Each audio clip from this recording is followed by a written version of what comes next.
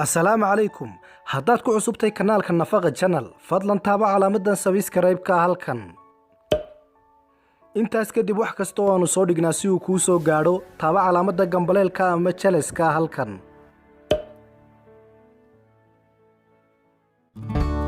babaygu waa faakiha aad u macaan waxaana laga helaa wadamo kooban oo tiradooda lagu qiyaaso 17 wadan kuwaas oo ku yaala dhulalka kulaylaha. haddaba Soomaaliya ayaa waxay ka mid tahay wadamada farakutiriska ee babaygu ka baxo.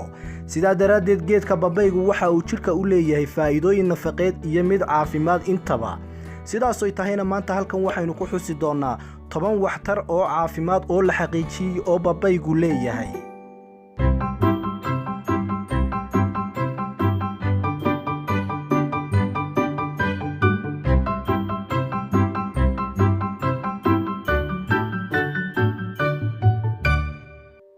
ugu horeyn babayga waxa uu la dagaalamaa xanuunka loo yaqaan cholesterolka wuxuuna sare u qaadaa caafimaadka wadnaha waayo babayga waxa laga helaa waxyaabo ka ilaalin kara xididada jirka gaar ahaan kuwa wadnaha inay fadhiistaan ama uu fadhiisto waxa loo yaqaan cholesterolku xididadaas oo xidhmaana waxay sabab u noqdaan wadna qabadka.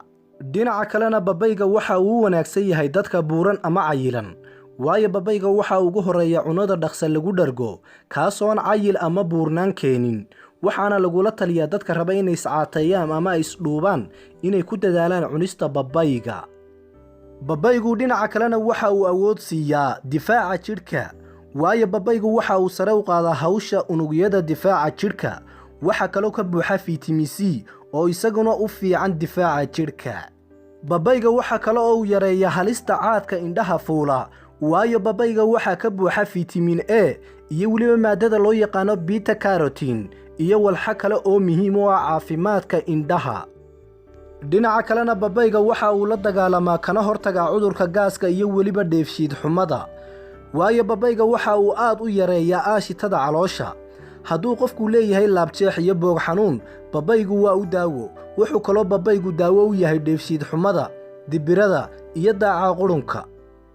geesta kale faa'iidooyinka caafimaad ee babayga waxa ka mid ah babayga waxa uu wax weyn ka taraacaada xanuunka iyo caado wareerka haweenka waayo babayga waxa uu ka tirsan yahay cunooyinka loo adeegsado caado xanuunka iyo caado wareerka haweenka maadaama babayga laga helo maado loo yaqaan babayin oo dhiigga caadada ku shaqo leh waxaana la arkay in saxista dhiigga caadada ay ka qayb qaadato maadadaasi. faa'iidooyinka kale ee babayga waxa ka mid ah caafimaadka maqaarka iyo timaha ayuu sare u qaadaa waayo babaygu waxa uu iftiimiyaa maqaarka waxa uu koriyaa timaha sababtuna waa tirada badan ee vitamin A-ga ee ku jirta babayga iyo inuu ka shaqaysiiyo qanjidhada saliidda soo daaya ee jirka iyo timaha.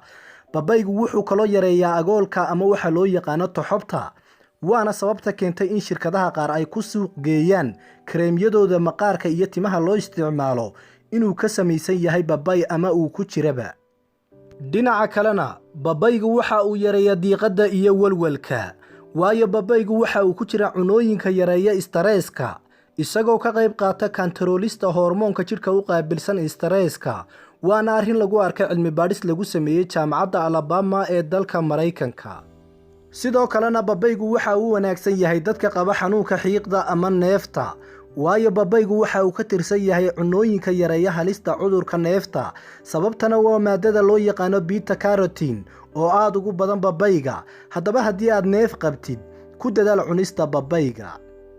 geesta kalena babaygu waxa uu wanaajiyaa caafimaadka lafaha waayo babayga waxa uu kordhiyaa soo nuugista maadada loo yaqaan calciumta oo lafaha laga sameeyo wuxuu kaloo yareeyaa in kelyuhu calciumta jirka ay ka saaraan waxa kaloo laga helaa borotiinada lafaha qaabilsan intaas oo la isku darayna kulligood waxa laga helaa lafa caafimaad qaba.